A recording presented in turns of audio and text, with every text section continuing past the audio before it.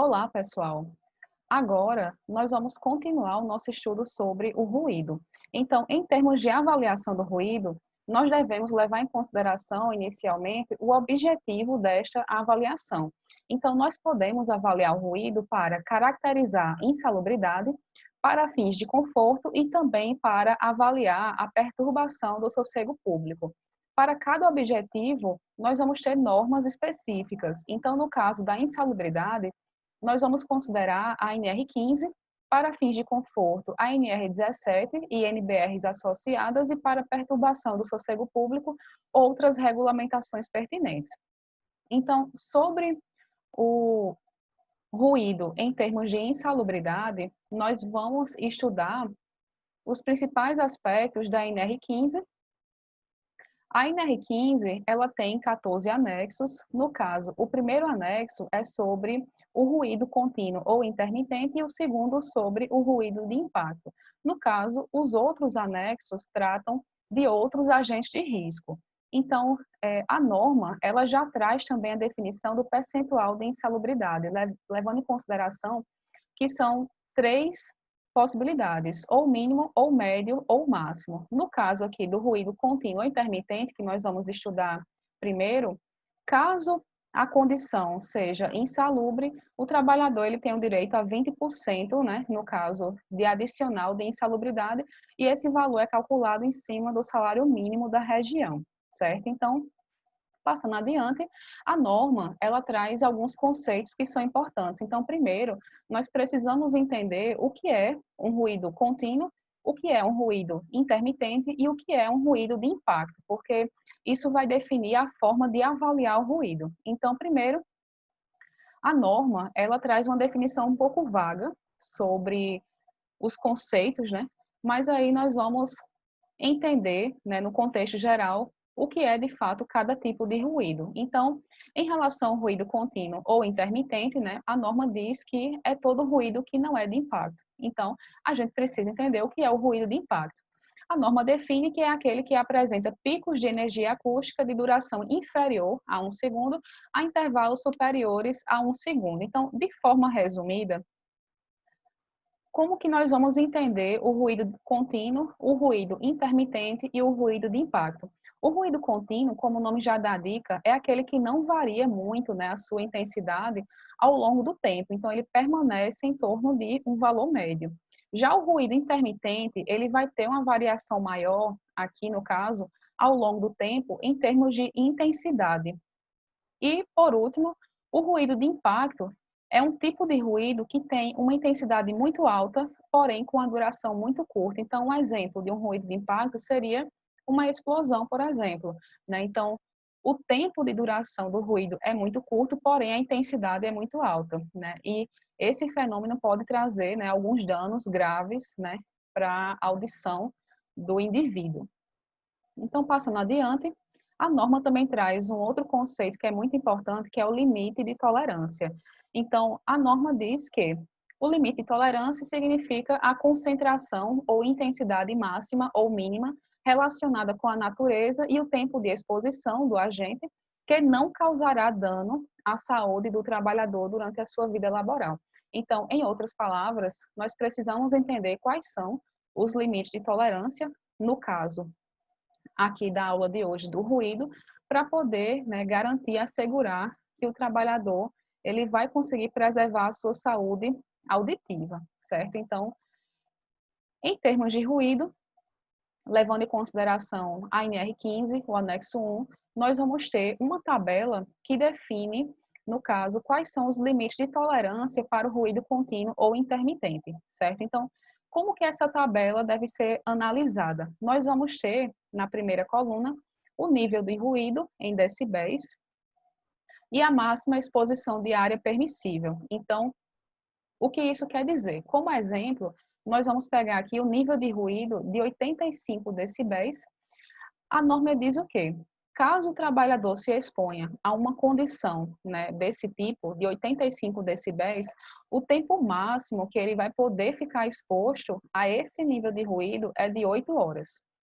Por outro lado, se o trabalhador se expõe a um nível de ruído um pouco mais elevado, de 95 decibéis, ele só pode ficar nesse ambiente por 2 horas, certo? Então, são as primeiras definições aqui da tabela. É importante entender, de fato, como relacionar o nível de ruído com a máxima exposição que a norma define. Em relação à avaliação do ruído, existe um conceito que é muito importante, que é o conceito da dose. O que significa isso?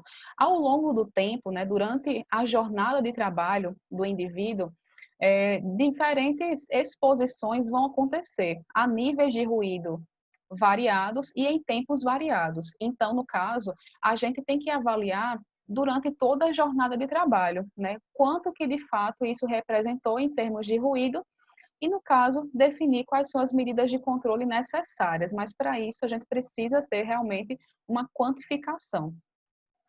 Isso é feito a partir do cálculo da dose. Então, a dose, ela é calculada a partir do tempo de exposição a um determinado nível de ruído e o tempo de exposição que é permitido pela legislação. Então, no final das contas, né, você vai ter que avaliar, de acordo com cada nível de ruído, o tempo que o trabalhador fica exposto e o tempo que a legislação permite, e no final você vai ter um valor da dose, né? Então, a dose vai ser igual a um valor específico. Esse valor da dose, ele vai te passar algumas informações. Se esse valor for menor do que a unidade, significa que o ambiente ele é considerado como salubre, certo? Porém, se a dose for superior a 1, quer dizer que aquele ambiente, né, em relação ao ruído, ele é considerado como insalubre. Então, nós vamos fazer um exemplo já já para ficar mais claro como que esse cálculo é feito, certo? Em relação à avaliação quantitativa, aqui na tela nós temos algumas imagens, né, de instrumentos que são usados. O nome, né, desse tipo de instrumento que faz a avaliação de ruído é o sonômetro, porém no mercado é conhecido também como decibelímetro ou também como dosímetro. Então, cada tipo de instrumento ele vai ter um objetivo, no caso, de fazer essa avaliação do ruído para determinar se aquele ambiente ele tem uma condição salubre ou insalubre para o trabalhador. E a partir disso você vai equacionar quais são as medidas de controle necessárias. Então, a norma especifica que essa avaliação quantitativa ela é necessária, né, para comprovar ou não a existência do risco, dimensionar a exposição dos trabalhadores e para poder determinar, por último, quais são as medidas de controle necessárias, certo? Então, passando adiante, por que a gente precisa usar esse conceito de ruído? Então, essa imagem aqui, ela deixa claro o porquê. Aqui nós temos um trabalhador que, na mesma empresa, né, ele vai estar exposto a diferentes níveis de ruído durante a sua jornada de trabalho. NPS aqui significa nível de pressão sonora, certo? Em decibéis. E o tempo de exposição. Então, esse trabalhador, ele fica exposto durante 3 horas a um nível de 84 decibéis, durante 3 horas, aqui no segundo caso, a 82 decibéis, e no terceiro caso, 2 horas, 86 decibéis. Então, como nós temos, né, tempos diferentes, níveis de ruído diferentes, nós precisamos calcular a dose desse ruído, certo? Então, o primeiro exemplo que nós temos aqui, um trabalhador fica exposto aos seguintes níveis de ruído em sua jornada de 8 horas. Então, a primeira informação, nós temos um trabalhador, né, que tem uma jornada de 8 horas de trabalho. Durante essas 8 horas, né, 5 dessas 8 horas, ele permanece exposto a um ruído de 90 decibéis. Durante 2 horas, a 86 decibéis. Durante 1 hora, 92 decibéis. Como que nós vamos fazer o cálculo do ruído? Então, no caso, aqui nós temos a tabela da norma, e essa tabela ela é muito importante, né, para o cálculo do ruído, porque vai determinar o tempo máximo de exposição segundo a lei. Então, no caso, para um ruído de 90 decibéis, que é o primeiro caso, nós vamos ter aqui pela lei uma exposição de no máximo 4 horas. Porém, o trabalhador aqui ele permanece durante 5 horas. Para o segundo caso, ele se expõe a 86 decibéis durante 2 horas. A lei determina que deve ser no máximo de 7 horas para esse nível de ruído E o terceiro caso, 1 hora a 92 decibéis. Então, ele, pela lei, poderia se expor a 3 horas. Porém, a gente quer saber qual é o efeito combinado. Se levando em consideração todo o tempo de trabalho, as 8 horas da jornada, se essa condição é salubre ou não. Então, para isso, levando em consideração esses valores, nós vamos fazer o cálculo. O cálculo aqui já está feito. Aqui, no caso, esses valores são em minutos, né? Estão convertidos para minutos, de horas para minutos. E aí, no caso, o resultado corresponde a uma dose igual a 1,86. Então, como eu tinha mencionado antes, se a dose excede a unidade, no caso, excede o valor 1, significa que aquela condição já é insalubre. Então, nesse caso, a conclusão que a gente pode tomar é que, se a dose é maior do que 1, nós temos uma condição de trabalho que é insalubre. Então, aqui, o cálculo, ele está levando em consideração os valores em minutos, mas aí eu vou voltar para a gente também fazer em horas. A unidade pode ser ou em minutos ou em horas, lembrando que o valor da dose não tem unidade, certo? Então, no caso, a gente pode fazer aqui pela tabela usando a mesma unidade, tá? Então, aqui, o resultado deve ser o mesmo, né? Então, a dose vai ser: o trabalhador ele se expôs durante 5 horas a um nível de ruído de 90 decibéis. Então, para 90 decibéis, a lei diz no máximo 4 horas. Então, no caso, 5, que foi o tempo que ele se expôs, sobre 4 horas, né, o tempo que a lei permite. Para o segundo caso, 2 horas a 86 decibéis. Para 86 decibéis, no máximo 7 horas.